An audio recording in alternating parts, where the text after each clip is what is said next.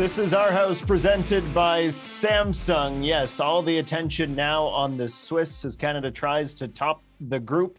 But what will they look like when the Swiss match rolls around? Gareth absolutely nailed his starting 11 against Qatar. Let's see if he can go 2 for 2. Gareth, who's in, who's out against the Swiss? Very straightforward. This might be the easiest 11 to put together. One change, Ismail Kone obviously out. Nathan Saliba is in. You're going to need requisite legs in the midfield for a fixture like this against players like Johan Manzambi, Granit Xhaka. It's a very difficult, well-balanced Swiss midfield. I don't think there's any other player that can step into the team and do a job other than Nathan Saliba. If it ain't broke, why even try to fix it? Like Luc de Fougerolles, Derek Cornelius needs to be your center back pairing. I understand Moise Bombito played in what was a glorified scrimmage, if you want to call it that, when he came on in the second half against Qatar. Save him. Don't push him. Just let him be. Kyle Aaron rewarded his selection in the starting 11 for Jesse Marsh's selection by scoring a goal. And we keep on saying that this team is better with Ali Elbid in it. When he's on the field, the team just looks far more complete. Straightforward as can be, Adam Jenkins. Just that one change. It's a force change.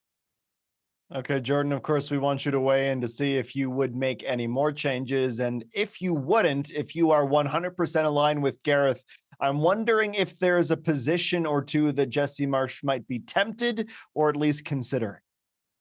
I agree with Wheels tenfold, wholeheartedly. He nailed this one and he nailed the last one. But honestly, it's pretty self-explanatory. You shouldn't switch anything around if you're looking at the performance. If you go and win 6-0, better yet, and you have a start like you did, that Canada did a week ago, why change anything?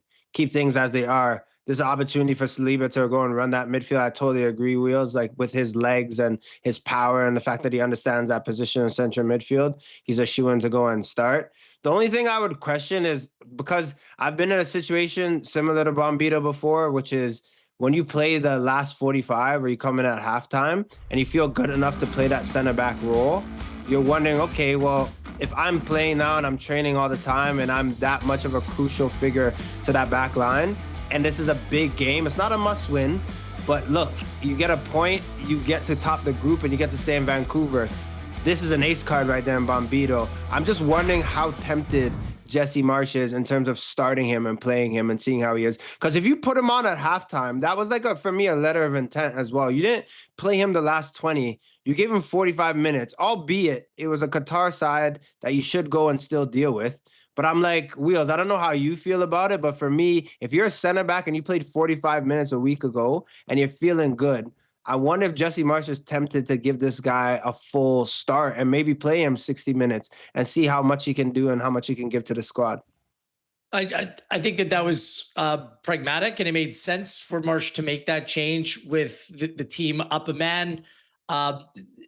De Fougerolles picked up a caution in the first game, and he's 20. You want to make sure that he's physically at his peak for a potential a group deciding match against Switzerland. So I thought that made sense, just to preserve De Fougerolles rather than the onus being on bringing in Bombito. The only rationale that I can come up with that would have Bombito starting ahead of De Fougerolles is the fact that if you need or want to bring Bombito on during the game and he's not quite good enough and he can't go, then you have to use another change to then take him off again.